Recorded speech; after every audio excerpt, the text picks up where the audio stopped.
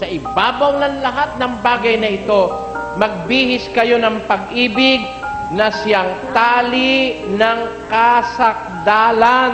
Ayon. Yung salitang tali ng kasakdalan, ibig sabihin, yung kongregasyon sa Diyos, may nakatali sa isa't isa. O, babasahin ko sa English. Pakinggan nyo. And above all these things, put on love, which is the bond of perfection. Love, agape sa Griego. Banal na pag-ibig, which is the bond of perfection. Tali ng kasakdalan. Kaya yun hong mga Kristiyano, may palatandaan, nakatali yun eh. Meron silang common bond na nagkakabit-kabit sa kanilang lahat. Alin yun? Yun ang pag-ibig. Ayan.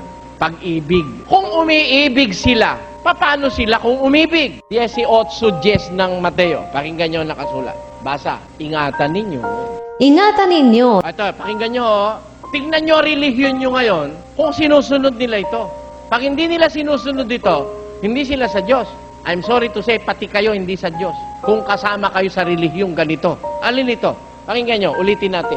Ingatan ninyo na huwag ninyong pawalang halaga ang isa sa maliliit na ito. Kita nyo, sa mga Kristiyano, pati yung pinakamaliit na kasama sa relihiyon, hindi pinawawalang halaga eh.